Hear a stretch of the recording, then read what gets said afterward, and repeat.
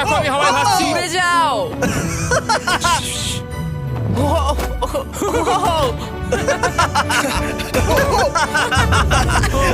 ও এটা দারুণ ছিল। ও মাই গড, এটা পাগলামো। পরের ড্রপে আমরা ওই সাইড অফ দি রেস করব। জিরো গ্র্যাভিটি অন করো। হাই, আমি জিতবো। আমি তো যেতেই পারছি না, নোলান হেরে যাবে।